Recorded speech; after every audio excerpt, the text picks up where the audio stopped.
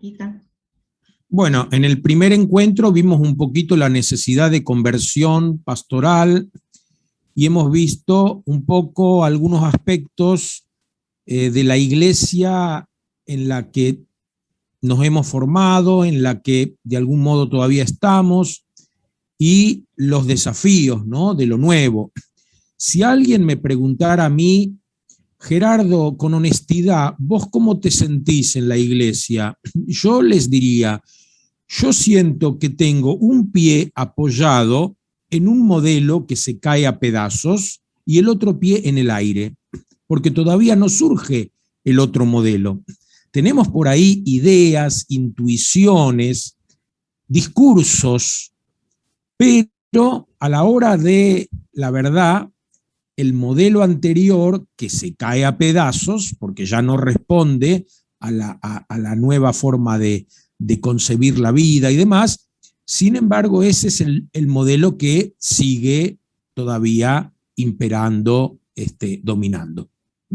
Entonces, esta es, yo creo que la realidad de muchos de nosotros, que por un lado venimos de un modelo que ya nos damos cuenta que no va más, pero no tenemos todavía en claro cómo debería ser el nuevo modelo. Y muchas veces nos pasa que estamos poniendo remiendos nuevos en un vestido viejo, cosa que Jesús dijo que no había que hacer. Sin embargo, es lo que muchas veces hacemos. En el segundo encuentro vimos esto de que la iglesia siempre está en proceso de reforma, cosa que a muchos les cuesta porque les hace perder esa sensación de seguridad, de contención.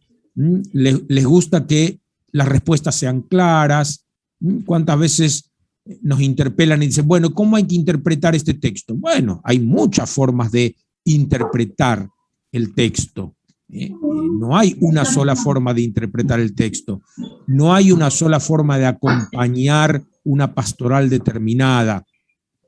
No hay una sola forma de responder a una situación, porque cada familia, cada parroquia, cada comunidad tiene sus características. Entonces, por un lado, sí, nosotros tenemos algunas ideas generales, pero después tenemos que aplicarlas particularmente. Y bueno, este es el trabajo que tenemos que hacer entre todos.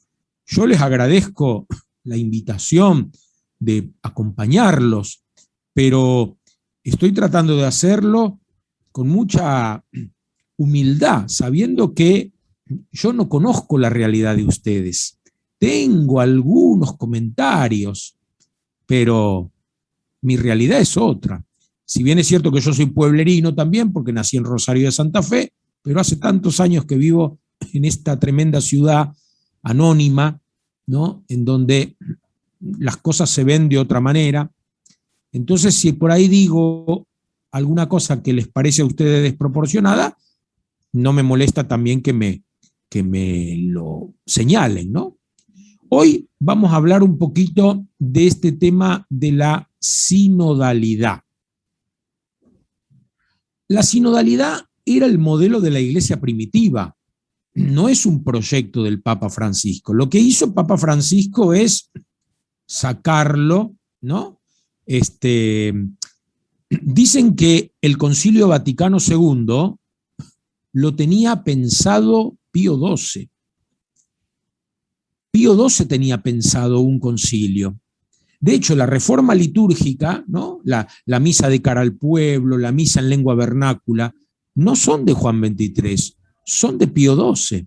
Se la atribuyen a Juan XXIII, pero el que empezó con la reforma litúrgica, con la reforma de la Semana Santa y todo, fue Pío XII. Pero Pío XII no se animó a convocar el concilio, porque por demasiada prudencia o vaya a saber qué, no se animó. Y a lo mejor Juan XXIII, en un arrebato, convocó el concilio sin pensar tampoco que iba a ser lo que fue y que iba a durar lo que duró.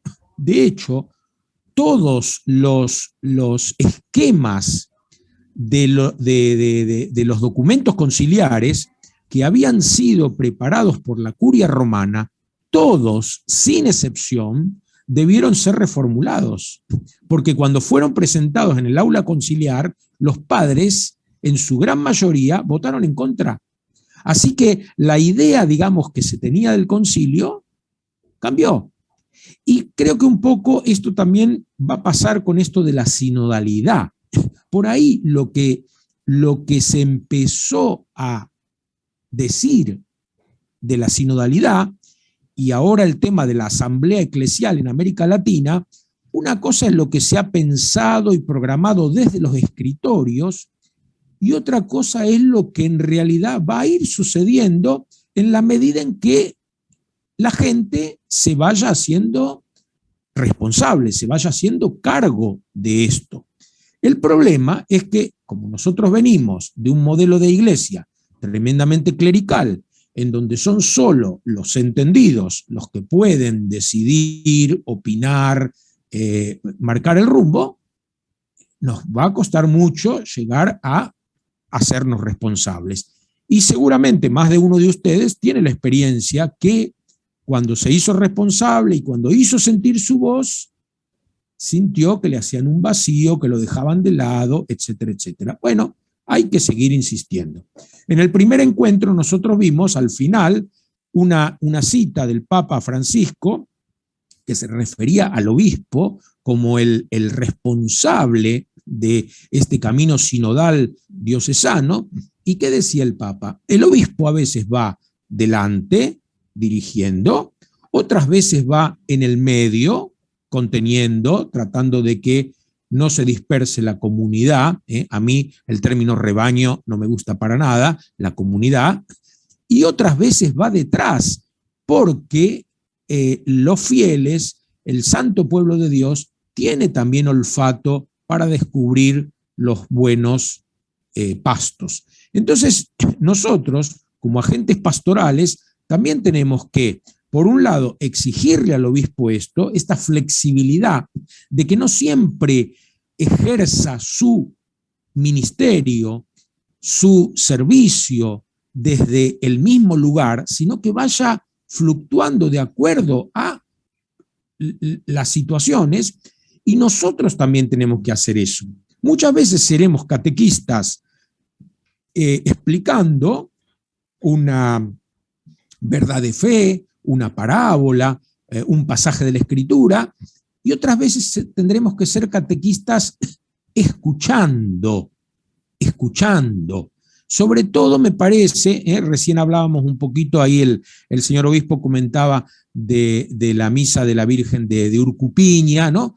Todas estas devociones que nos vienen de otras culturas, pero que son añejas, que tienen tradiciones, que tienen costumbres, cómo tenemos que valorizar todo eso y al mismo tiempo evangelizar todo eso, porque muchas veces no está muy presente el evangelio, sigue dominando la idea de una teología de la prosperidad, sigue estando muy presente el tema de la culpabilidad de determinadas áreas de la vida y no de otras. Y bueno, entonces tendremos que ir, ¿no?, como decimos nosotros vulgarmente, una de cal y una de arena. Por un lado, apoyar, acompañar los procesos que se van dando y al mismo tiempo tratarlos de animar desde la palabra de Dios, que, como bien dijimos, desde el comienzo no es solamente la Sagrada Escritura, sino también la tradición de la Iglesia, la historia de la Iglesia, de nuestras comunidades y demás, ¿no? La palabra de Dios supera a la Escritura. De hecho, las tradiciones orales, por ejemplo, en el Nuevo Testamento, existían cuando todavía no había escritos canónicos. Y esas tradiciones orales también eran palabra de Dios. Y después, de alguna manera, quedaron reflejadas en los evangelios. Hoy nos vamos a centrar en el tema de la sinodalidad, como sinónimo de eclesía. La palabra eclesía es griega, pero viene del hebreo ekkalein, que significa comunidad congregada. La iglesia no es autoconvocada, no es un encuentro autoconvocado. Nosotros nos sentimos elegidos. No son ustedes los que me eligieron a mí, sino que yo los elegí a ustedes. Desde una visión sociológica o psicológica, alguien de afuera puede decir, es un grupo de locos, de inadaptados o lo que sea, que se juntan por tal o cual motivo. Esta es la visión desde afuera, pero nosotros, desde adentro, nosotros como personas de fe, nos sentimos convocados a esta eclesía por el Señor. Yo muchas veces, cuando tengo oportunidad de pasar unos días en alguna comunidad parroquial o eso, presto mucha atención a los guiones de la misa. Y todavía sigo escuchando, nos ponemos de pie para recibir al Padre.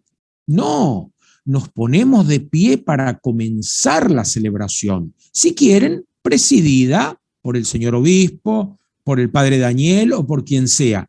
Pero nosotros nos ponemos de pie porque tomamos conciencia de nuestro rol sacerdotal. Somos sacerdotes, profetas y reyes. Todos celebramos la Eucaristía, presididos por un ministro ordenado. Para eso la Iglesia lo ordenó para servir a la comunidad ejerciendo ese ministerio. Pero es toda la comunidad la que celebra.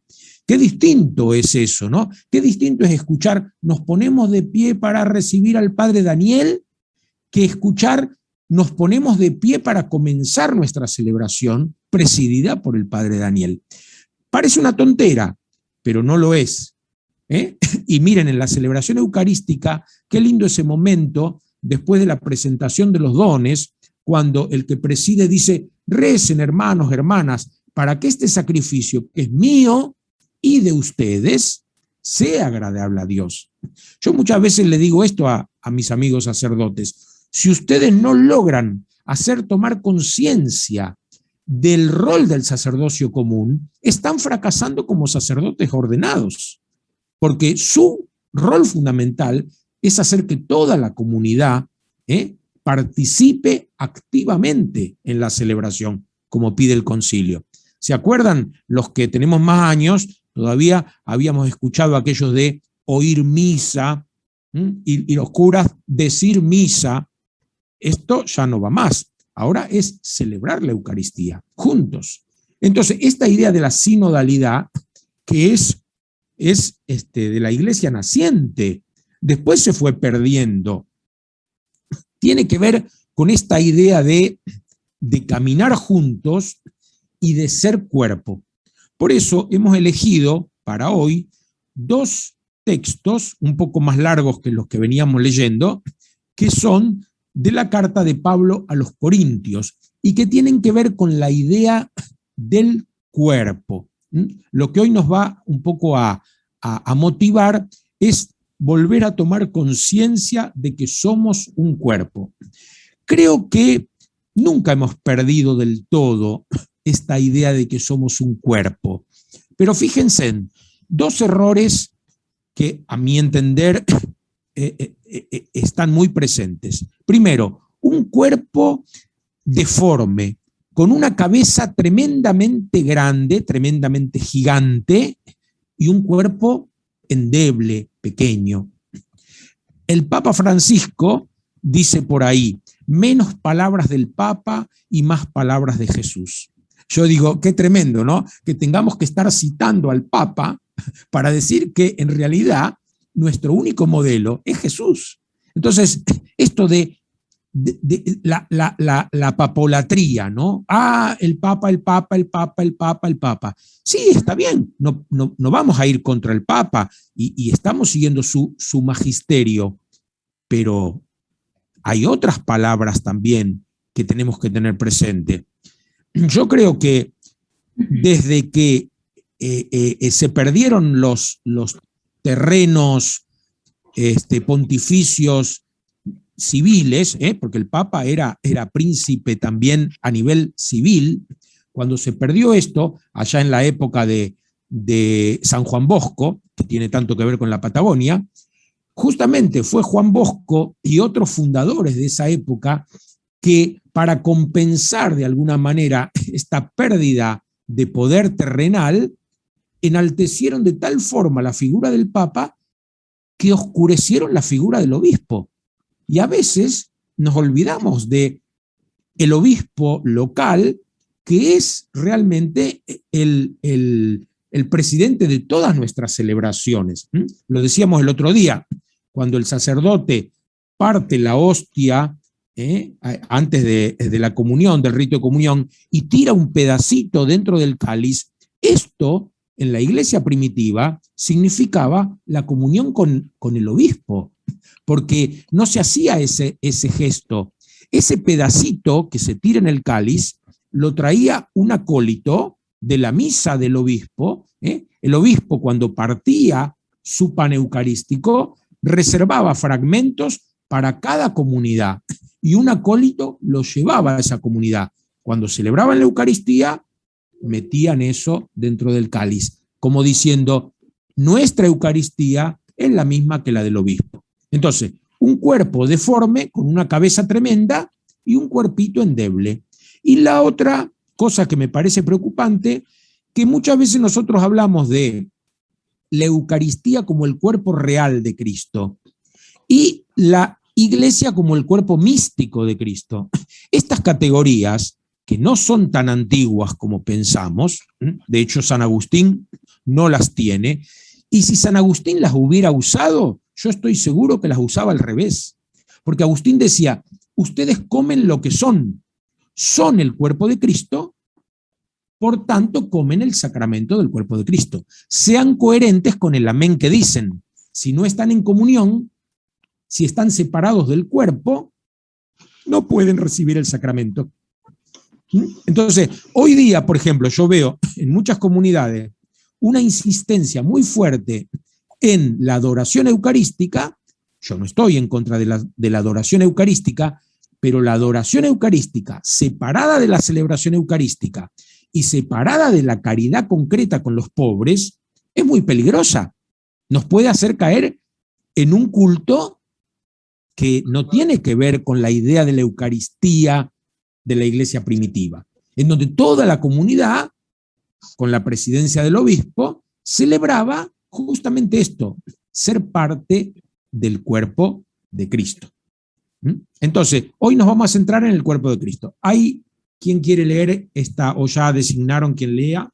Sí, hoy nos va a acompañar Juanpi desde Neuquén con esta primera lectura. Carta de San Pablo a los Corintios.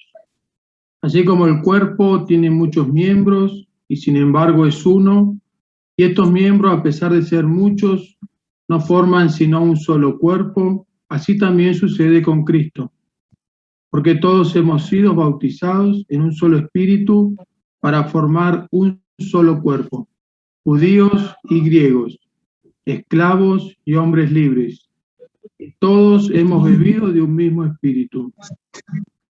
El cuerpo no se compone de un solo miembro, sino de muchos. Si el pie dijera, como no soy mano, no formo parte del cuerpo, ¿acaso por eso no seguiría siendo parte de él? Y si el oído dijera, ya que no soy ojo, no formo parte del cuerpo, ¿acaso dejaría de ser parte de él? Si todo el cuerpo fuera ojo, ¿dónde estaría el oído? Y si todo fuera oído, ¿dónde estaría el olfato? Pero Dios ha dispuesto a cada uno de los miembros en el cuerpo según un plan establecido. Porque si todos fueran un solo miembro, ¿dónde estaría el cuerpo? De hecho, hay muchos miembros, pero el cuerpo es uno solo. El ojo no puede decir a la mano, no te necesito, ni la cabeza a los pies, no tengo necesidad de ustedes. Más aún, los miembros del cuerpo que consideramos más débiles también son necesarios. Y los que consideramos menos decorosos son los que tratamos más decorosamente. Así, nuestros miembros menos dignos son tratados con mayor respeto, ya que los otros no necesitan ser tratados de esa manera. Pero Dios dispuso el cuerpo dando mayor honor a los miembros que más lo necesitan, a fin de que no haya divisiones en el cuerpo, sino que todos los miembros sean mutuamente solidarios. Un miembro sufre, todos los demás sufren con él. Un miembro es enaltecido, todos los demás participan de su alegría. Palabra de Dios. Te alabamos, Señor. Bueno, acá hay bastante gente joven que a lo mejor todavía no se da cuenta exacta de esto último, ¿no? Un miembro sufre, todos los demás sufren con él. Los que pasamos la barrera de los 50 lo sabemos muy bien, porque si algún día nos despertamos y no nos duele algo, significa que estamos muertos, ¿eh? Siempre hay algún dolorcito, siempre hay alguna molestia que nos hace recordar que somos un cuerpo. Y qué tremendo, ¿no? Porque a veces una cosa tonta, como el olfato, fíjense ahora con esto del COVID, perder el olfato, perder el gusto. Yo estaba escuchando en estos días que algunas personas que sufrieron el COVID de forma fuerte han tenido que ser rehabilitadas en el olfato, volver a aprender cuál es el olor de una naranja, cuál es el olor del humo, cuál es el olor de la carne. Han tenido que volver a adiestrar su olfato. Entonces, qué interesante, ¿no? Entender esta idea del cuerpo que está conformado por distintos miembros. Y así la comunidad está conformada por distintas personas. No todos podemos todo, ni todos debemos estar en los mismos lugares. Pero si somos honestos, en muchas comunidades sabemos que las mismas personas que se juntan los martes en la Legión de María, los viernes participan del apostolado de la oración. Y los sábados son los que se encargan de la catequesis y los domingos de la liturgia. Y siempre son las figuritas repetidas que no dejan lugar a otros. Por eso, qué importante es aprender también a dejar espacio a los demás, formar a otros para que nos continúen. Si cuando nosotros desaparecemos porque nos mudamos a otra localidad o porque nos mudamos definitivamente a la patria celestial, no hemos dejado quien continúe lo nuestro, me parece que vamos a dejar realmente un pésimo recuerdo nuestro en la comunidad. Se fue la encargada de Cáritas y no hay nadie que sepa hacer, nadie que tenga los contactos que ella tenía, nadie que sepa quiénes eran los que donaban la leche en polvo, el pan para la merienda de los chicos. Bueno, muchas veces pasa esto, ¿no? Entonces, tomar conciencia de que somos un cuerpo. Y lo que también dice tan lindo Francisco en la Evangelii Gaudium, estamos en la misma barca, vamos hacia el mismo puerto, las obras de los demás también son nuestras, debemos alegrarnos por eso. Entonces, qué interesante que los distintos grupos en una comunidad, ¿no?, interactúen, tengan a lo mejor un encuentro cada 3, 4 meses en donde den un estado de situación, cuenten cómo están pasando, los progresos y también las involuciones, ¿no?, o las carencias. Nos está faltando tal cosa, no encontramos quien nos anime para un cursito de formación, y entonces poder interactuar, poder compartir. Somos parte de un cuerpo. Si a una parte del cuerpo le va mal, a todo el cuerpo le va mal. A todo el cuerpo le va mal. Entonces, esto me parece que es muy importante para esta idea de la sinodalidad. Yo Yo soy a veces muy duro en algunas cosas que digo y soy consciente de eso. Tengo cierta ironía, pero creo que no lo hago con maldad, sino para hacer pensar. Un obispo que puso a su iglesia en estado de sínodo me decía: estarás contento que nuestra iglesia está en sínodo. Y yo le respondí: sí, ahora que solamente quedamos los que opinamos igual, todo va a ir sobre ruedas. Porque los que piensan distinto ya no vienen a nuestras comunidades, ya no participan en nuestras liturgias. Entonces, los que quedamos más o menos, ¿no? Por ahí a uno le gustará más una estampita que otra, pero a todos nos gustan las estampitas. Todos nuestros discursos más o menos tienen la misma lógica. Y cuando viene alguien con una lógica distinta, enseguida lo dejamos de lado. Bueno, esto no es sinodalidad. En mi diócesis, Buenos Aires, que estamos en sínodo, no hace mucho, mi arzobispo vino a mi parroquia a dar una charla y después de la charla que él dio magistralmente, por supuesto, él es profesor de historia, así que habló de la historia de los sínodos en la iglesia de Buenos Aires, que está por cumplir 400 años, tiene por primera vez un sínodo diocesano. Bueno, estupenda la charla del cardenal. Terminó la charla, bueno, si alguien quiere decir algo, y saltó una señora con el famoso tema de los pañuelos verdes y los pañuelos celestes. Y entonces empezaron a decir: ¿cómo puede ser que en nuestros colegios católicos haya chicos y chicas con el pañuelo verde? Y se enroscaron con eso. Yo me mordí la lengua, no dije ni una palabra porque iba a ser para peor, pero cuando terminó el encuentro lo acompañé al cardenal a tomar el subte y en esas cuadritas que hicimos juntos le dije: Mario, ¿las chicas y chicos de pañuelo verde entran en el sínodo? ¿Sus voces deben ser escuchadas o ya los excluimos? Entonces, ¿somos cuerpo en donde también hay miembros indecorosos que deben ser tratados con más cuidado, como dice Pablo? ¿O estos miembros hay que sacarlos? ¿Se entiende lo que quiero decir? O sea, si queremos seguir hablando del sínodo románticamente, no vamos a tener problema. Lo vamos a resolver entre nosotros, vamos a hacer algunos cambios superficiales y nada más.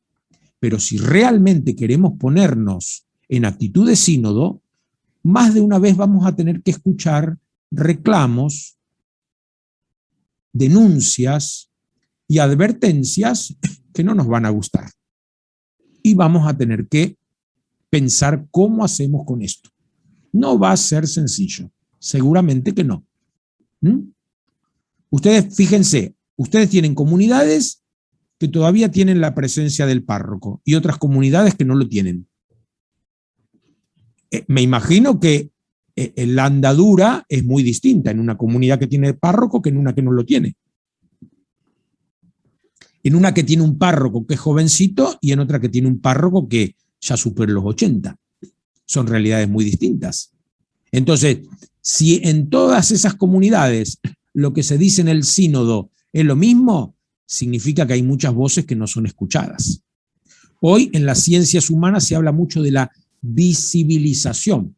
Visibilizar a las mujeres, visibilizar a los niños. ¿Se acuerdan esos relatos de la multiplicación de los panes? Eran 5.000 hombres, sin contar mujeres y niños. No las cuentan, pero por lo menos las visibilizan. Estaban.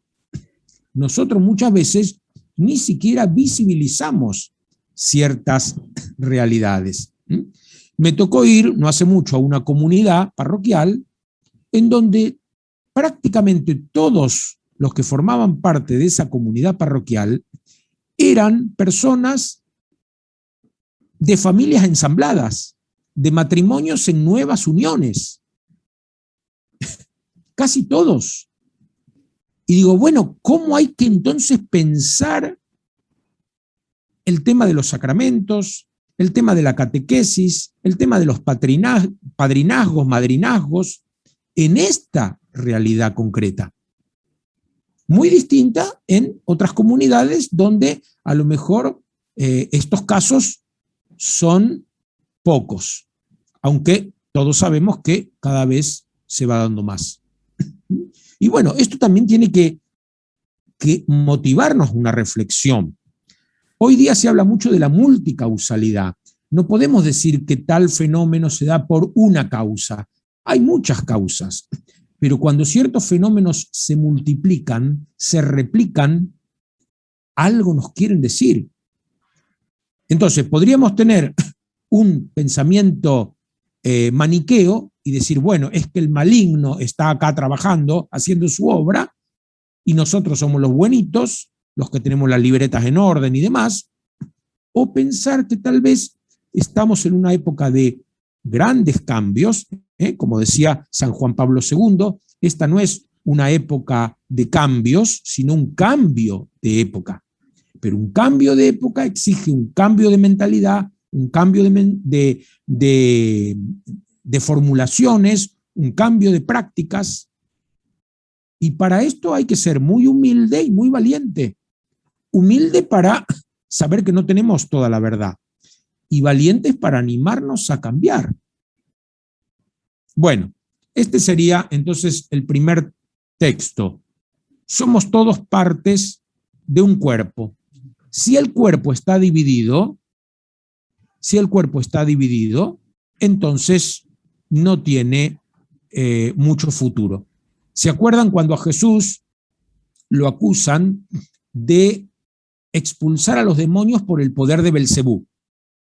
No niegan que Jesús expulsa demonios, pero lo hace con el poder del príncipe de los demonios. Como es amigo del príncipe de los demonios, los otros le tienen que hacer caso. Esa es la lógica que usan los enemigos de Jesús. Y Jesús no se defiende. No se defiende. ¿Qué contesta Jesús? Si yo expulso a los demonios por el poder de Belcebú, significa que el reino de Belcebú, que el cuerpo de Belcebú, que la casa de Belcebú está dividida.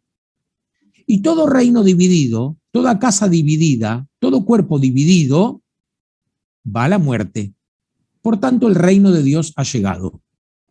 Jesús no pierde tiempo justificándose, pero la lógica de Jesús es magnífica. A lo mejor tienen razón ustedes, pero aunque ustedes tengan razón, significa que el reino de Dios ha llegado, porque el reino de Belcebú está dividido. Si yo, desde el reino de Belcebú, estoy expulsando demonios. ¿Se entiende lo que quiero decir? O sea, un cuerpo dividido, un cuerpo no armónico, va a la muerte. Entonces, lo primero y fundamental es la unidad. Ustedes saben ya que yo soy muy seguidor de Agustín, y para Agustín la virtud fundamental en la comunidad es la unidad. Por eso Agustín hablaba mucho más de este tema que de otros, porque las divisiones internas nos llevan a la muerte. Nos llevan a la muerte. Por eso, si somos cuerpo, si tomamos hoy conciencia de ser cuerpo, hagamos todo lo posible para mantenernos unidos, respetando la diversidad. Habrá gente mayor y habrá gente joven. Habrá gente más conservadora y habrá gente más tradicionalista. A mí me gusta decir, yo soy tradicionalista, no conservador. Por eso, cuando salió el tema de que podíamos, los que querían comulgar en la mano, y mucha gente tenía resistencia, aquí yo en mi comunidad parroquial, yo les decía, bueno, es que ustedes son más modernos que yo. ¿Cómo? Me decían. Y sí, digo, porque la comunión en la mano es mucho más antigua que la comunión en la boca. Entonces, ustedes creen que son más tradicionalistas. No, ustedes son más conservadores. Y yo los respeto, no hay problema. Eso no tiene que romper la unidad. Pero no crean que son más tradicionalistas, porque la tradición, ¿se acuerdan cuando Jesús habla del tema del divorcio, ¿qué les enseñó Moisés? Que podíamos separarnos escribiendo una nota de despido. Sí, pero eso Moisés se los dijo por la dureza del corazón de ustedes, pero en el principio no fue así. Por eso, esta idea de sinodalidad es volver al principio. Y en el principio está la idea del cuerpo. El cuerpo que reclama, que exige la unidad. Seguimos. A ver qué nos dice Francisco. ¿Alguien quiere leer, Mónica? A ver. Estaba Majo, ¿podés ahí? ¿Estás viendo? Sí. El mundo en el que vivimos y que estamos llamados a amar y servir, también en sus contradicciones, exige de la Iglesia el fortalecimiento de las sinergias en todos los ámbitos de su misión. Precisamente el camino de la sinodalidad es el camino que Dios espera de la Iglesia del tercer milenio. Lo que el Señor nos pide, en cierto sentido, ya está todo contenido en la palabra sínodo. Caminar juntos, laicos, pastores, obispo de Roma. Es un concepto fácil de expresar con palabras, pero no es tan fácil ponerlo en práctica. Iglesia y sínodo son sinónimos, porque la Iglesia no es otra cosa que el caminar juntos, de la grey de Dios por los senderos de la historia que sale al encuentro de Cristo el Señor. Entendemos también que en su interior nadie puede ser elevado por encima de los demás. Al contrario, en la Iglesia es necesario que alguno se abaje para ponerse al servicio de los hermanos a lo largo del camino. Bueno, más claro, imposible, ¿no? Más claro, imposible. No va a ser fácil, por cierto que no va a ser fácil, pero realmente si nosotros estamos comprometidos con que nuestra iglesia siga en pie, tenemos que ser capaces de muchas veces dejar de lado nuestros deseos, nuestras ansias de poder, que muchas veces se mezclan porque somos humanos. ¿Se acuerdan que la vez pasada hablábamos, ¿no?, de esto de Santiago y Juan, sentarse a la derecha y a la izquierda? Muchas veces tenemos también nosotros esas sensaciones. Y bueno, tenemos que ser capaces de dar lugar a otros, pero no lo saben hacer. ¿Y usted cuando empezó lo sabía hacer o lo fue aprendiendo con el tiempo?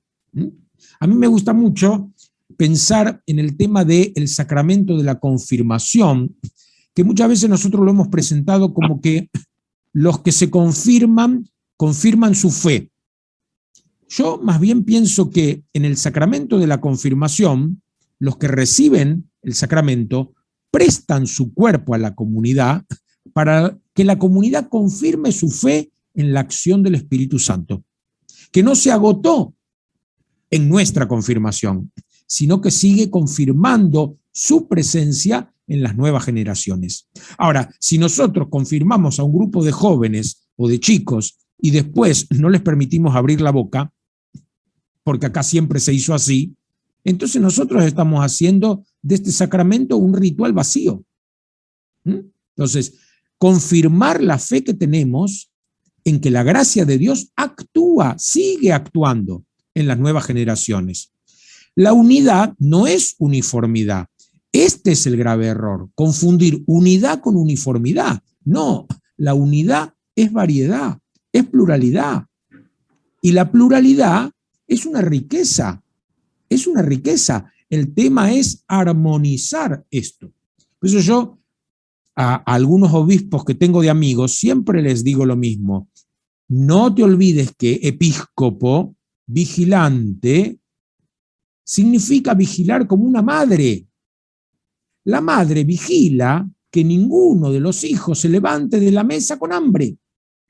Hay hijos que no toleran la verdura y entonces la madre se las disfraza de torreja o de lo que sea para que la coman, porque la madre sabe que necesitan comerla, pero si se las da hervida simplemente, no la van a comer.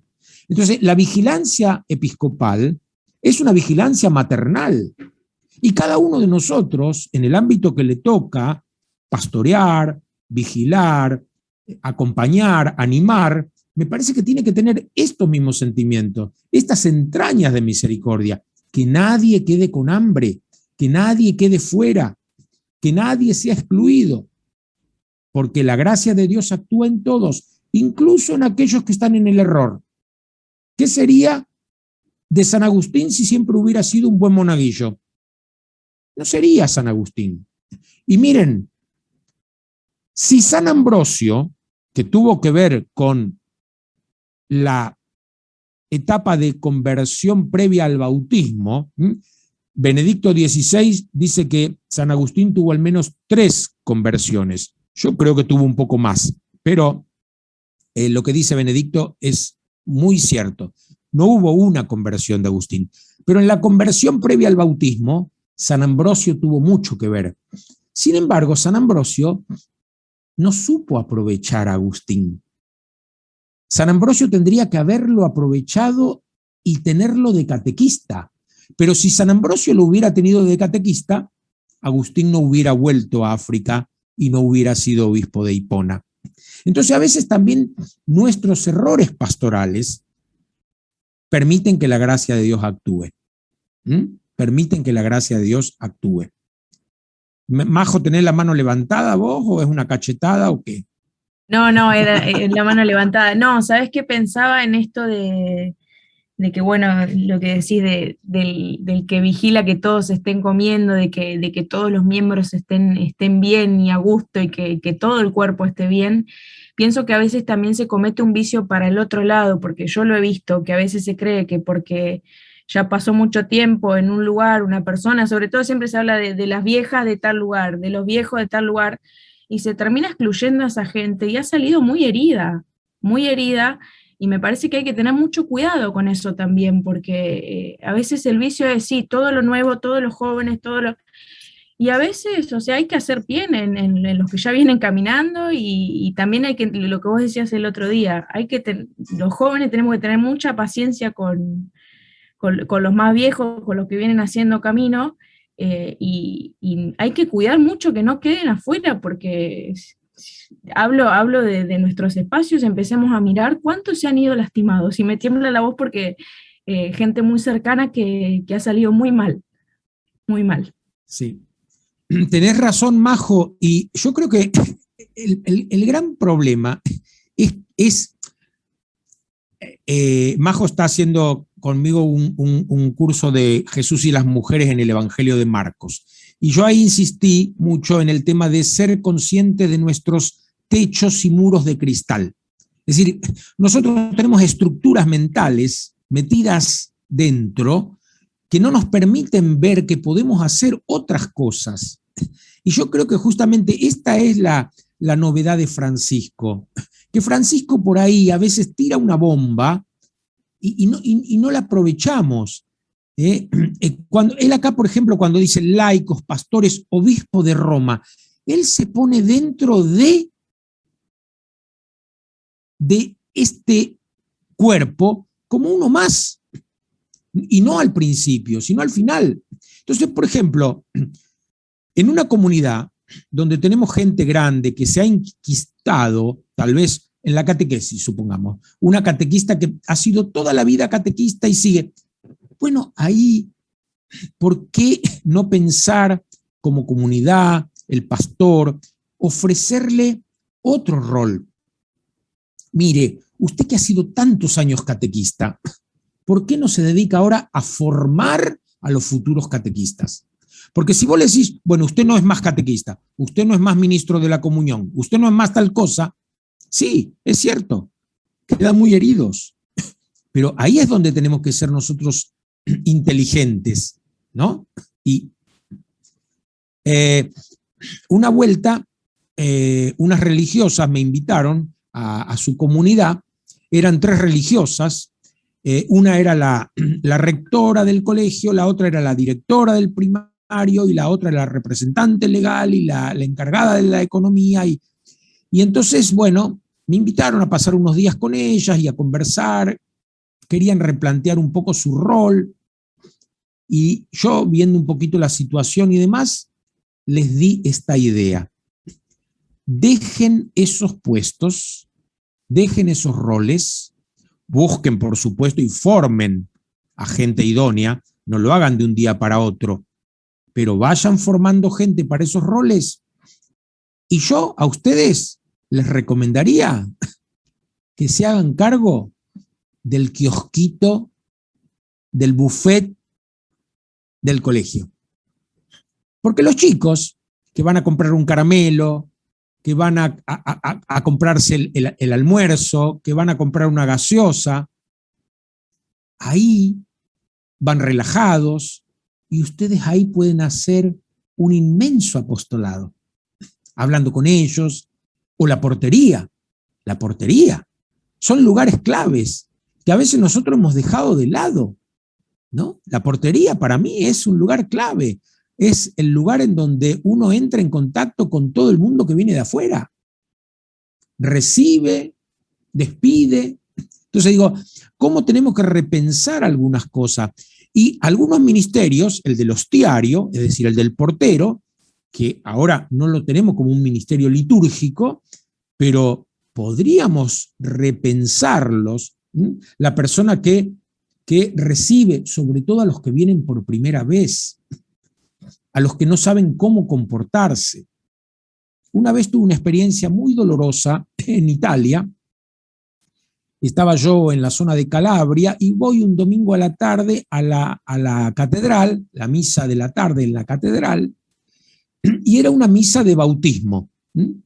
Se bautizaba un chiquito.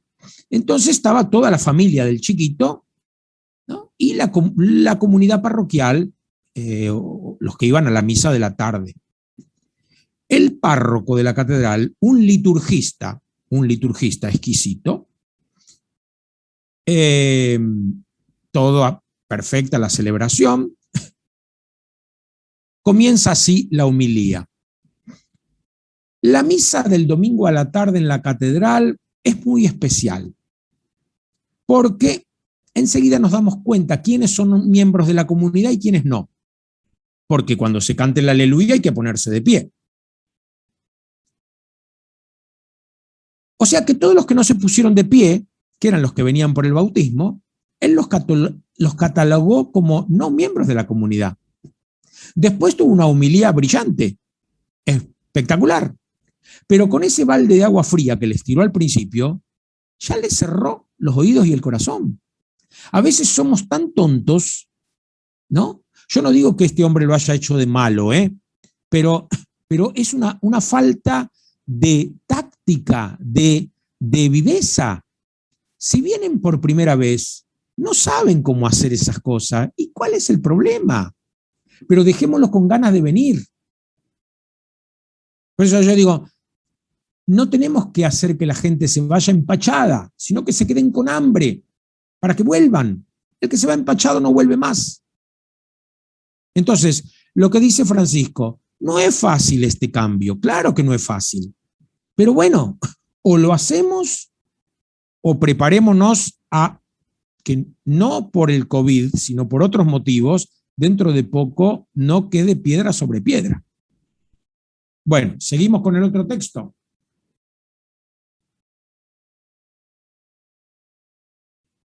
Ahora vamos a ver el famoso texto de Corintios 13. Perfecto. Ahí Karina nos acompaña desde Río Gallegos. Gracias. A ver. Hola. Ahí va Cari. Bien. Karina. Aunque yo hablara todas las lenguas de los hombres y de los ángeles, si no tengo amor, soy como una campana que resuena o un platillo que retiñe. Aunque tuviera el don de la profecía y conociera todos los ministerios y toda la ciencia, aunque no tuviera toda la fe, una fe capaz de trasladar montañas, si no tengo amor no soy nada. Aunque repartiera todos mis bienes para alimentar a los pobres y entregara mi cuerpo a las llamas, si no tengo amor, no me sirve para nada. El amor es paciente, es servicial. El amor no es envidioso, no hace alarde, no se envanece, no procede con bajeza, no busca su propio interés, no se irrita, no tiene en cuenta el mal recibido, no se alegra de la injusticia, sino que se regocija con la verdad. El amor todo lo disculpa, todo lo cree, todo lo espera, todo lo soporta. El amor no pasará jamás. Las profecías acabarán, el don de lenguas terminará, la ciencia desaparecerá, porque nuestra ciencia es imperfecta y nuestras profecías limitadas. Cuando llegue lo que es perfecto, cesará lo que es imperfecto. Mientras yo era niño, hablaba como un niño, sentía como un niño, razonaba como un niño. Pero cuando me hice hombre, dejé a un lado las cosas de niño. Ahora vemos como en un espejo, confusamente. Después veremos cara a cara. Ahora conozco todo imperfectamente. Después conoceré como Dios me conoce a mí. En una palabra, ahora existen tres cosas: la fe, la esperanza y el amor. Pero la más grande de todas es el amor. Palabra de Dios. Te alabamos, Señor. Bueno, tampoco necesita mucha explicación este texto, ¿no? Y tantas veces lo hemos escuchado, sobre todo los hermanos de la Renovación Carismática, le tienen un especial cariño a este texto. Yo no me voy a poner ahora a comentarlo porque ya digo, me parece que es clarísimo. En este cuerpo el amor es lo que nos une. Si falta el amor, no hay unidad del cuerpo. Pero me quedaría con esta partecita en donde dice, cuando yo era niño, hablaba como niño, sentía como niño, razonaba como niño, pero cuando me hice hombre dejé de lado las cosas de niño.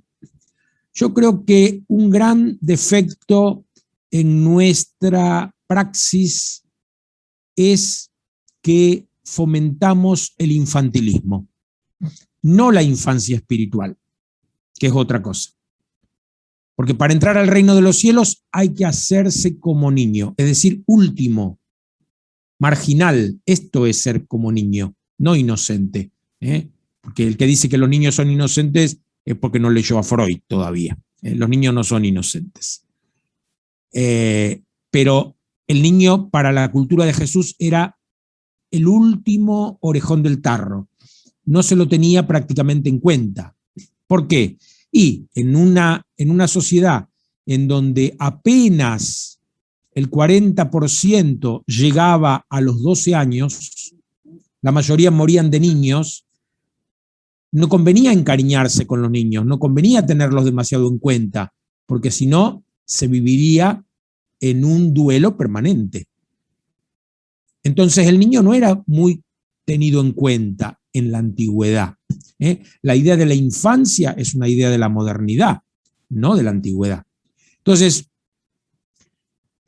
una cosa es hacerse niño, es decir, hacerse último, hacerse necesitado, estar dispuesto a aprender del otro.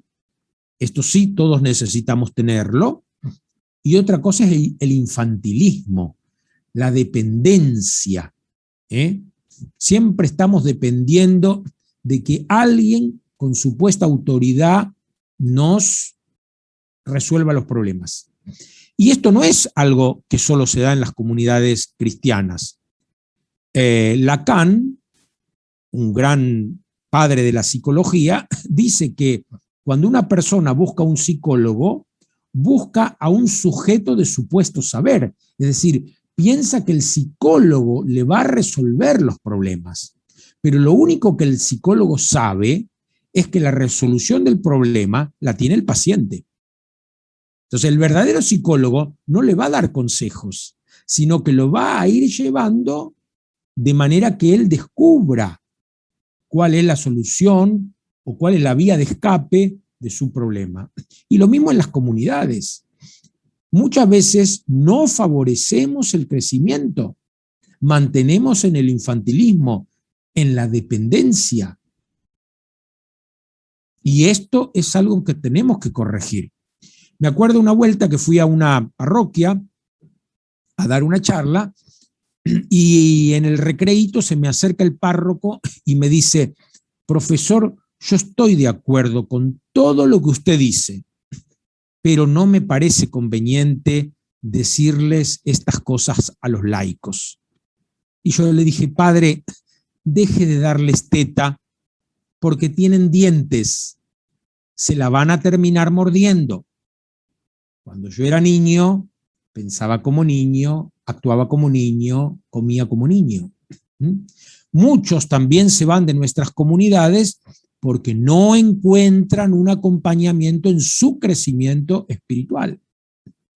Muchos que quieren hacer un camino de espiritualidad terminan enfrascándose en los movimientos eclesiales, que son ciertamente una riqueza, pero seamos honestos, muchas veces los movimientos eclesiales se cortan solos, no favorecen el crecimiento de la comunidad.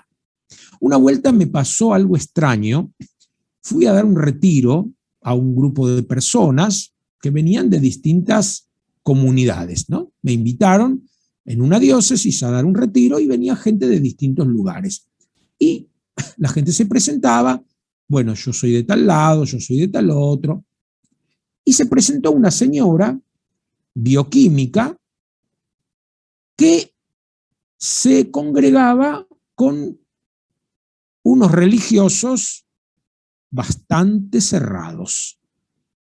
Yo le dije, uy, pobre mujer, no la va a pasar muy bien conmigo. Y me trataba de cuidar en no ser tan como soy. Pero yo veía que cuando decía algo un poquito novedoso, ella lo festejaba.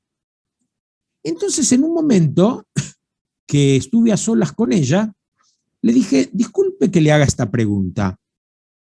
Veo que usted es una persona de cabeza muy abierta, porque festeja las locuras que yo digo. ¿Cómo puede ser entonces que usted se congregue con esos religiosos que son tan cerrados? Miren la respuesta que me dio la mujer. Son los únicos que me acompañan espiritualmente.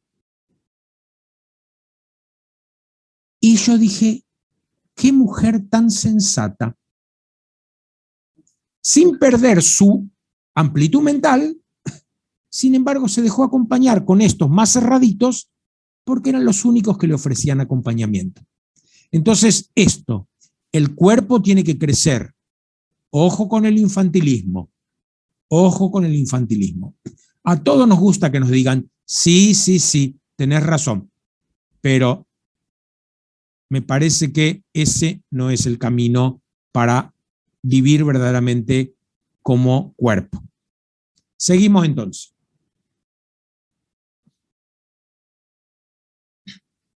¿Alguien quiere leer? A ver ahí. Bueno, esto salió hace muy poquito y me parecía que nos podía acompañar este tuit también del Papa Francisco. Dios no viene a liberarnos de los problemas que siempre surgen, sino a salvarnos del verdadero problema, la falta de amor. Esta es la causa profunda de nuestros males personales, sociales, internacionales y ambientales. Pensar solo en uno mismo es el padre de todos los males. A través de una red social con mucha difusión, que fue muy retuiteado, ¿no? Pero me parecía que nos podía ayudar a hacer eco de por dónde el Papa nos sigue indicando, bueno, como San Pablo, la clave entre nosotros y más en estos tiempos de sinodalidad pasa por el amor. Eso. Y no creer que por repetir lo que siempre se hizo, vamos a tener menos problemas. Eso ya no va más. Los cambios hoy día son tan acelerados que cuando llegamos a más o menos tener cierto manejo sobre un tema, ya han aparecido 5 temas nuevos que nos volvieron a desequilibrar.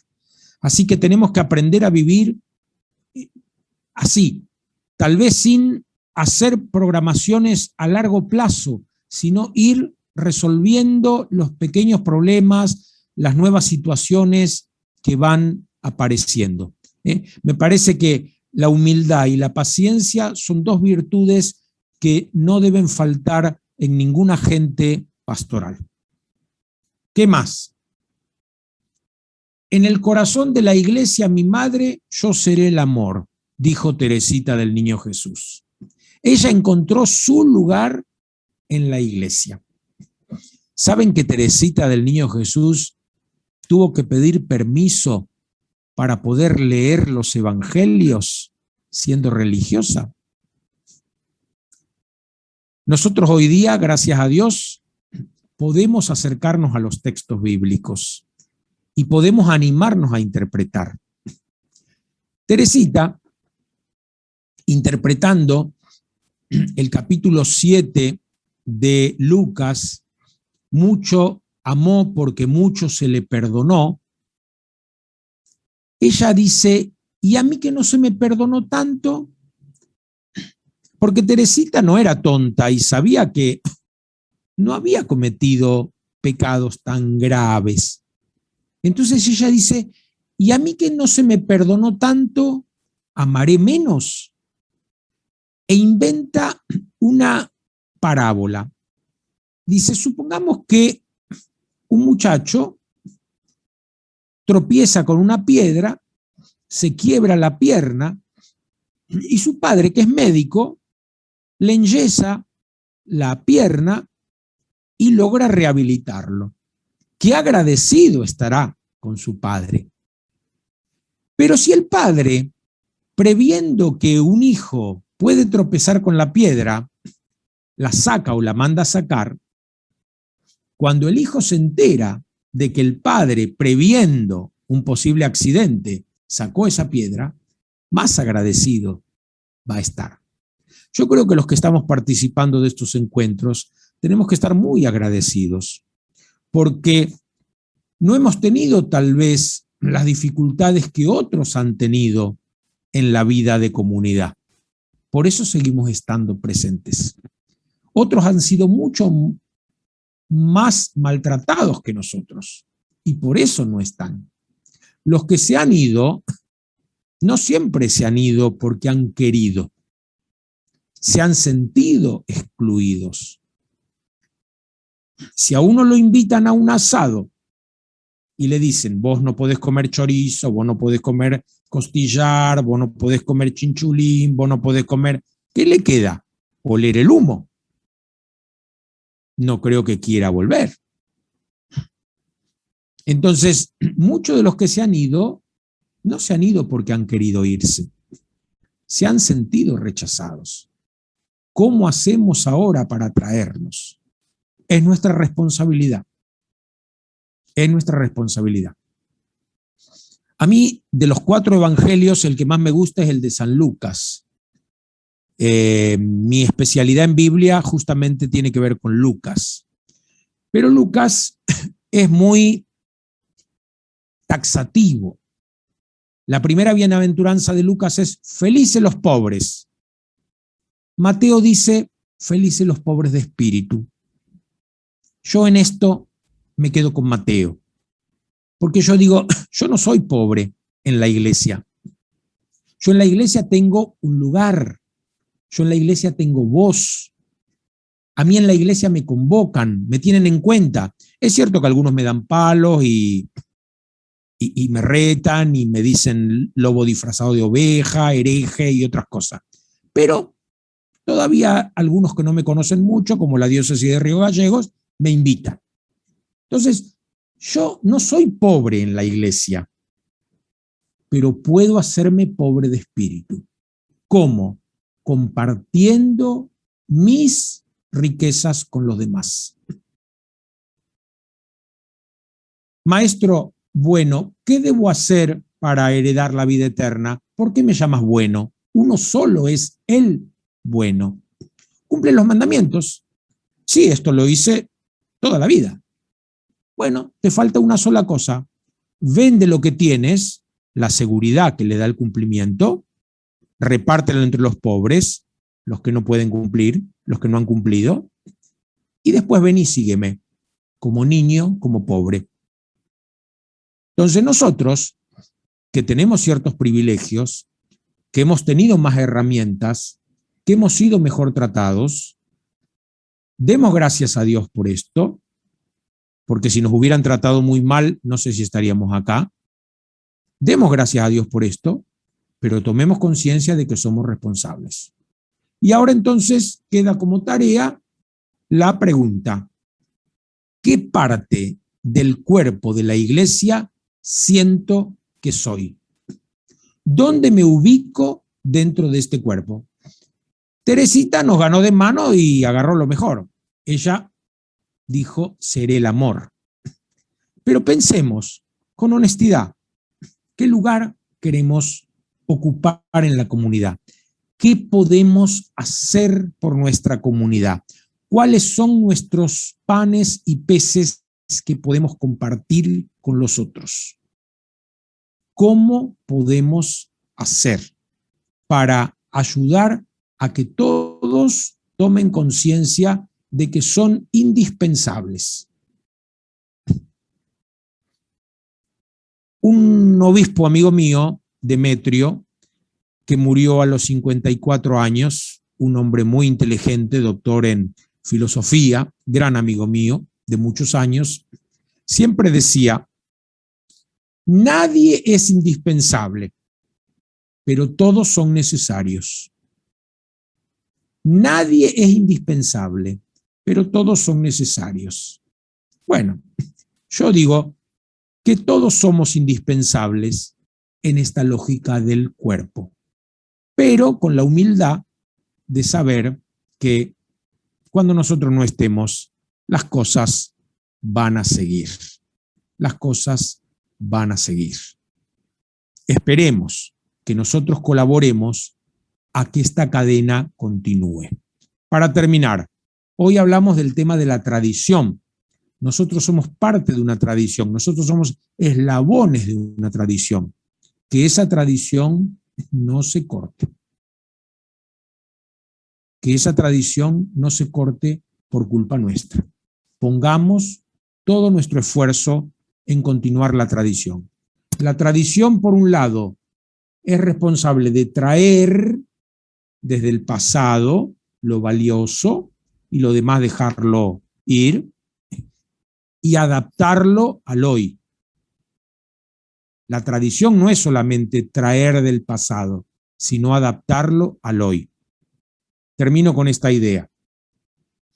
No se sabe bien qué idioma hablaba Jesús, posiblemente un dialecto galileo o el arameo, dicen algunos. Tal vez conocía el griego, pero habitualmente no hablaría en griego, sobre todo con las multitudes, que más bien hablaban dialectos.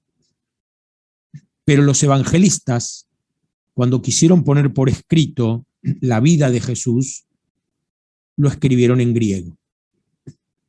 ¿Por qué? Porque era la lengua franca, porque era la lengua imperial, porque era el modo de llegar a más personas.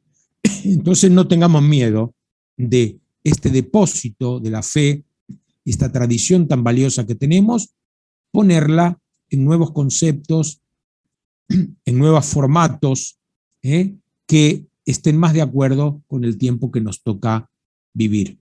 En este sentido, creo que los jóvenes tienen mucho para enseñarnos. Y nosotros, qué lindo que nos dejemos enseñar. Como esa abuela que no es tonta y como sabe que sus nietos, sus nietas, saben mejor que ella usar el telefonito, le piden consejos. Nosotros también pidamos consejos a las nuevas generaciones. Gracias por invitarme a estar con ustedes. Gracias, Gerardo, nos has hecho mucho bien. Como siempre, nos damos unos minutitos si alguien quiere levantar la mano, hacer alguna pregunta a través del chat. Ahí hay una manito ya levantada, Catalina. ¿No? Un aplauso lo de Catalina. Perdón. Bueno, gracias. Bien. Recibí ese aplauso, Gerardo. Bien, nos quedan repicando seguramente muchas cosas. A ver. Bien, estoy revisando porque no, al compartir la pantalla no podía ver si había habido alguna pregunta. Bien, pareciera que no. Bueno. Quedará todo ¿Quedaron de mudos o tarea con del hogar. miedo? O no sé qué pasó acá. Ahí bien, ahí fiel a la manito levantada, Juan.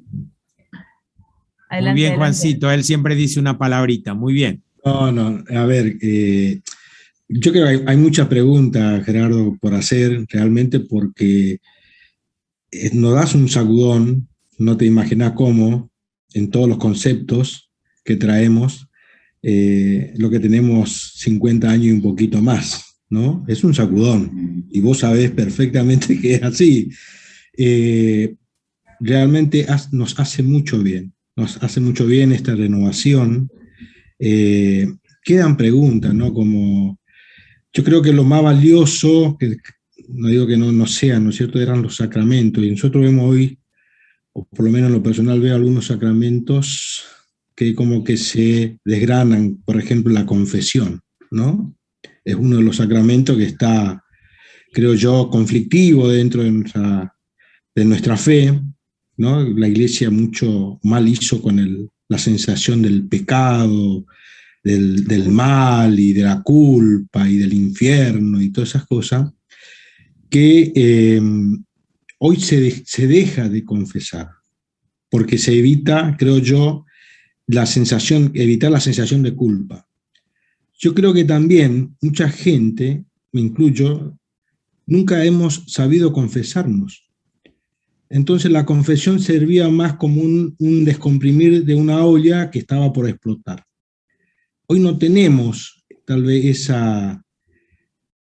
la persona que destapaba esa olla y de alguna manera nos hacía revivir otra vez. ¿Qué piensa usted, Gerardo, con respecto a eso? Con respecto a la confesión y que la Iglesia, bueno, también hay obviamente limitación de sacerdotes, ¿no? Eso es otra realidad propia de los cambios sociales. Pero ¿qué piensa usted en relación a la confesión? Bueno, para mí me parece que es un hermoso sacramento de la celebración del perdón. Cuando yo era chico, me acuerdo que en mi parroquia yo tuve la suerte de tener una formación de base buena en una parroquia de sacerdotes redentoristas. En mi parroquia había 12 sacerdotes estables, 12 estables, más los misioneros que iban y venían. Así que imagínense ustedes, y grandes predicadores. Y me acuerdo que muchas veces nos decían que está equivocada la gente que dice no necesito un sacerdote para que Dios me perdone los pecados. Nos decían esto. Y nosotros teníamos cantidad de confesionarios y era entrar al templo e ir directo al confesionario, todos los domingos. Y yo con los años dije, no, esa gente tenía razón. No necesitamos del sacerdote para que Dios nos perdone, pero necesitamos del sacerdote para celebrar el perdón. Dios nos perdona gratuitamente. Dios primerea con el perdón. Él nos ofrece el perdón antes de que nosotros se lo pidamos. Pero la Iglesia ha organizado una celebración ritual de este perdón. Esa celebración en el kiosquito, ¿no? El confesionario kiosquito, a lo mejor hoy día ya no va más por muchos motivos. Uno de esos, como bien dijo Juan, la escasez de sacerdote. Pero qué lindo que al menos en los dos tiempos fuertes de preparación a la Pascua, la Cuaresma, y a la Navidad, el Adviento, organizar celebraciones penitenciales comunitarias. Supongamos que ustedes tienen una comunidad en donde ni siquiera logran que vaya un sacerdote a presidir una celebración comunitaria de la reconciliación. No lo logran conseguir. Bueno, ¿por qué no pensar en armar un evangelio grande, ¿no? Simbólico, y ponerlo tipo techito. ¿Vieron cuando ordenan a un obispo que le ponen el evangeliario como si fuera un techito encima de la cabeza? Lo someten al evangelio. Bueno, poner ese evangelio, tomarlo entre dos ministros y hacer que todo el que quiere celebrar el perdón de Dios pase por abajo del evangelio. Y los ministros le dicen, conviértete y cree en el evangelio. O sea, inventaron una celebración que es válida, que es lícita. No será la confesión sacramental, pero bueno, no encontraron el cura que viniera, pero no se privaron de celebrar el perdón de Dios. ¿Se entiende lo que quiero decir? Entonces, no tengan miedo en hacer estas cosas. Y lo que yo estoy diciendo no es demasiado loco, porque eso lo tenemos el miércoles de ceniza. Conviértete y cree en el evangelio. Pero acá ponemos un evangelio gigante y pasamos por debajo del evangelio. Yo eso lo hice en una comunidad que me invitaron a predicar una novena. No acepto fácilmente predicar novenas porque significa que me tengo que ir mínimo 11 días de mi casa, ¿no? Y no siempre me dan permiso acá las superioras. Pero esa comunidad lo acepté por algunos motivos. Y uno de esos días vi que tenían en el templo un cuadro inmenso de Jesús misericordioso. Y entonces lo hice descolgar, lo hice poner a la entrada del templo, hice salir a todo el mundo fuera y entrar en procesión bajo el cuadro de Jesús misericordioso. No se imaginan la gente cómo lloraba, cómo se emocionaba, y uno dice, es una tontera. Y sí, es una tontera. Es una tontera. Entonces, ¿cuántas veces nosotros podemos inventar nuevos modos de celebrar lo que nuestra iglesia ha puesto en los famosos 7 sacramentos, ¿no? Yo digo, por ejemplo, ahora, en muchos lugares se está acostumbrando a bautizar al chico cuando cumple 1 año, por motivos económicos. La gente le da mucha importancia a la fiesta, y hacer 2 fiestas no todos pueden. Si nosotros vamos con otro criterio, la gente no lo va a entender. La gente no lo va a entender. Pero si demoran el bautismo tanto tiempo, ¿por qué nosotros a lo mejor no le adelantamos los ritos iniciales de la celebración? Y bueno, cuando tenga 1 año que lo traigan para el agua, pero le podemos hacer las preguntas iniciales. ¿Qué le van a pedir a la iglesia? ¿Por qué lo presentan a la iglesia? ¿Qué nombre le van a poner? Y le hacemos la señal de la cruz, todos los que estamos participando ese día en la celebración. Digo, ¿por qué no tenemos un poco más de creatividad? ¿Se entiende? Entonces, nosotros tenemos mucha riqueza. Acá cerca de casa tengo la Iglesia Universal de los hermanos evangélicos, y ellos viven haciendo signos.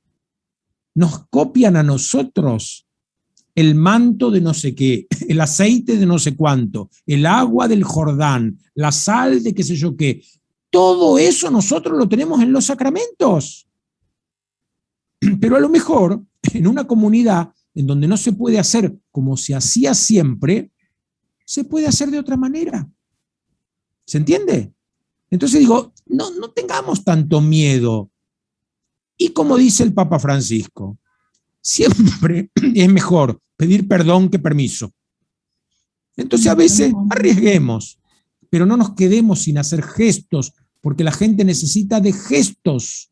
La gente no necesita de doctrina. Por eso cuando a veces me retan a mí porque dicen, vos con esas ideas que tenés, con esas cosas que decís, nadie va a perder la fe por las cosas que yo diga. La gente no le presta demasiada atención a los discursos. La gente se queda con el ejemplo de vida y con los símbolos, con los gestos, sacramentos, signos sensibles y eficaces de la gracia. Sensibles. Un agua que no moja. Un agua que no moja. Hacen la aspersión y tiran agua ahí nomás. No, la gente quiere que la mojen. Mójenla entonces. No sé si vieron el video de ese cura que pasa con un estos aparatos para fumigar, ¿no? ¿Ustedes vieron alguna de esa gente que se echó para atrás? No, contentísima la gente. Está muy bueno, muy buena idea. Agua que moje, pan que se sienta, que es pan, la copa alguna vez compartida, el aceite, signos sensibles. Volvamos a eso. Bueno, no soy pastoralista yo, pero bueno, me metí. Te salió. Gracias por el esfuerzo. Bueno, a ver, si no hay ninguna preguntita, quiero liberar. Hemos tratado de ser respetuosos con el horario. Bueno, parece aprovechen lo de Cañadón Seco, ¿no? Que tienen ese encuentro bíblico que van al ahí encuentro también. ahora. Así que... A continuación. A continuación. A continuación, ahí puse el link en el chat. Muy bien. Perfecto, gracias, Dolores. Perdón. Bien. Bueno, entonces, si no hay ninguna preguntita, no sé, hoy está el padre Jorge que nos pudo acompañar. Karina levantó la mano, ¿sí? A ver. Sí, hermana. Ahí, y si no, ya después despedirnos. Quería decirle a Gerardo. Sí, Gerardo. Gerardo, me quedó resonando esto que decías de la importancia del acompañamiento espiritual, ¿no? Y sentía que a veces por ahí los encuentros que tenemos como comunidades, a veces o es más bien para organizar algo, o es más bien para quizás un llamado de atención, y que fallamos en esto del acompañamiento espiritual, ¿no? Que en definitiva es un signo re importante de fraternidad y que el acompañamiento espiritual tampoco, no necesariamente, volviendo a lo que hablabas del clericalismo, lo tiene que hacer el sacerdote, ¿no? Sino que cualquier hermano integrante del cuerpo puede hacer el acompañamiento espiritual, ¿no? Entonces me quedaba como que las veces que me sentí acompañada espiritualmente fue las veces que me sentí más abrazada por la iglesia.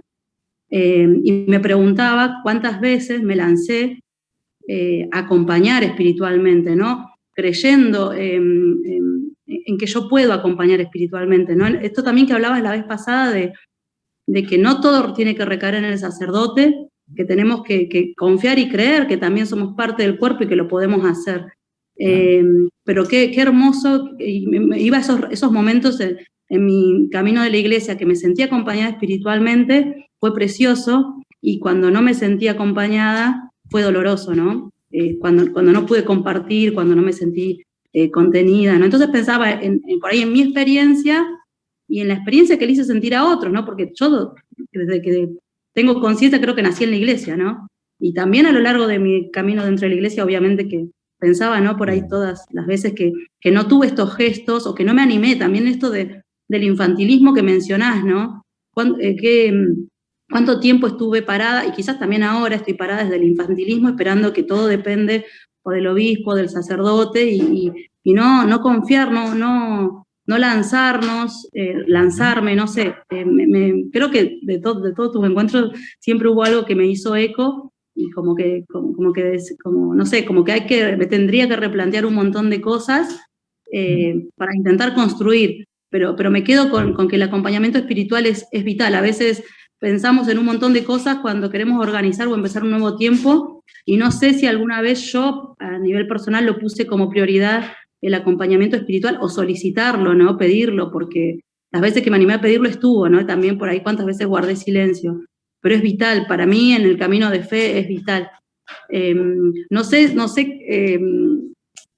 si en tu experiencia, para formular la pregunta, si en tu experiencia, ¿cómo entre todos podemos abrazar este compromiso de acompañar espiritualmente, que no recaiga solamente en algunos, por ahí recae solamente en los consagrados, y también cómo podemos como laicos hacer esto también, o organizarnos, ¿no? Yo diría, empiecen con amistades espirituales. Júntense las personas que tienen inquietudes espirituales y háganse amigas. Hoy yo justo le mandaba un correo a un sacerdote que está por acá cerca y le digo, ¿cuándo nos juntamos para hablar de Dios y de nosotros? Entonces, qué lindo, amistades espirituales. Honestamente, yo he aprendido siempre mucho de mujeres de parroquia. Y más de una vez digo, los varones me dieron doctrina, las mujeres me transmitieron evangelio. La encargada de Cáritas, la que va al geriátrico a llevar la comunión. Entonces, bueno, adelante. Si me permiten, les recomiendo 2 libritos, por ejemplo, para los que quieran empezar a hacer cosa de amistad espiritual. Uno sería Sanador Herido, de Nowen, Sanador Herido, que creo que lo tengo yo en PDF, después se lo puedo mandar a la hermana Mónica para que se los pase. Y después El seguimiento de Jesús, de Segundo Galilea, porque hoy día la espiritualidad cristiana tiene que ser redescubierta fundamentalmente como un seguimiento de Jesús, como un seguimiento de Jesús. Y acuérdense siempre, Lucas 8, 1, 3, Jesús recorría pueblos y ciudades, lo acompañaban los 12 y un grupo de mujeres. Magdalena, Susana, Juana, las nombra. Madres espirituales. Todas nuestras comunidades tienen que tener madres espirituales. Y ahí es donde hay que poner a las viejas catequistas. Usted que ha sido catequista tanto tiempo, ¿por qué no se dedica ahora al acompañamiento espiritual? Y deje la catequesis en manos de chicas y chicos jóvenes que van a tener más feeling con los pibitos, que tienen otro lenguaje, otra dinámica. Y usted dedíquese al acompañamiento espiritual, el ministerio de la escucha. El ministerio de la escucha. La gente necesita ser escuchada. Hoy día hay que inventar nuevos ministerios. Eso le decía yo hace poco a un obispo amigo mío que me decía que quería hacer en su diócesis la escuela de ministerios. Pero le dije, no la pienses clericalmente. No pienses en la escuela de ministerio como una formación para el diaconado. No. Amplía el horizonte. Entonces mete varones y mujeres. Y la escuela de ministerio tiene que tener, para mí, 2 cosas muy claras. Por un lado, la formación sistemática. Entonces, bueno, vamos a estudiar los evangelios, cada uno de los evangelios, vamos a estudiar los sacramentos, cada uno de los sacramentos, y al mismo tiempo el acompañamiento espiritual personalizado. Entonces, ahí se va haciendo un discernimiento cuál es el ministerio que esta persona va a poder desarrollar. ¿Cuál es el ministerio que esta persona va a poder desarrollar? Con la formación, pero al mismo tiempo con este acompañamiento. Bueno, algunos dicen que yo me parezco mucho a San Cayetano porque vivo repartiendo trabajo. Pero sí, es que es así. Si queremos mantener este cuerpo vivo, todos tenemos que comprometernos y todos vamos a tener más trabajo, no menos trabajo. Más trabajo. Pobre señor obispo. Mudo está el señor obispo. Padre Jorge. Al contrario, porque yo creo que, a ver, lo que me gustó de todo esto es como prendimos como una chispa, ¿no? Se prendió y empezó a rodar y empezó a prender y la va llevando el viento tan característico de nuestra Patagonia, ¿no? Y a mí es eso lo que me gusta. Yo tengo una frase que en realidad se la escuché una vez a un filósofo muy sencillo, dice, el límite es la imaginación, ¿no? Y me parece que tenemos una gran capacidad de imaginar y la hemos como, yo digo como estructurado demasiado, la hemos encorsetado y yo creo que es hora de liberarla, ¿no? E imaginar nuevos modos, imaginar, como vos decías, también nuevos ministerios, imaginar, bueno, nuevo lenguaje. Así que no, yo en eso estoy como diciendo, bueno, animémonos, ¿no? El problema cuando uno se van encendiendo las chispas es que uno siempre tiene miedo que se prenda fuego todo el campo. Pero bueno, nos haremos cargo de apagarlo entre todos si es que hay que apagar algo. Si es que hay que apagar algo, ¿no? Yo lo que quiero es eso. Y la frase esta que dijiste, más vale pedir perdón y no permiso, yo la la utilizo todo el tiempo, ¿no? Y me parece que es, bueno, por eso para mí esto es buena noticia, yo estoy muy contento, muy agradecido a Gerardo, muy agradecido a todos los que están participando, y creo que lo más desafiante es esto, que nos deja pensando, y creo que hay que imaginar, hay que avanzar en esta idea y darle para adelante, muchachos. Miren, la iglesia somos todos, y si fuese yo solo, sería una iglesia raquítica, paupérrima, y si fuese yo y los curas y yo, sería también raquítica y paupérrima. Así que, bueno, si realmente amamos a nuestra iglesia, creo que es hora de que nos la pongamos al hombro entre todos, pero con creatividad, con audacia, como dice también nuestra oración de los 60 años. Así que gracias, Gerardo, y muchas gracias a todos por lo que están participando. Y adelante, adelante, a seguir imaginando, a seguir soñando. Sí. Muy bien. Bueno, nos vemos el viernes que viene. ¿No? Gerardo, te agradezco un montón. Y bueno, yo también me retiro para el otro encuentro de Biblia. Qué lindo que hagan esos encuentros bíblicos. Muy bien, adelante, adelante. Bueno. Aprovechen, que está Andrea también. Sí, buen fin de semana para todos. Muchas gracias por este rato que pudimos compartir. Ahí les decía en el chat que por mail les mandamos el link del video. Así volvemos y seguimos rumiando todo esto que pudimos vivir. Buen fin de, que estén bien. Gracias. Buen fin de semana. Chao. Chao. Gracias.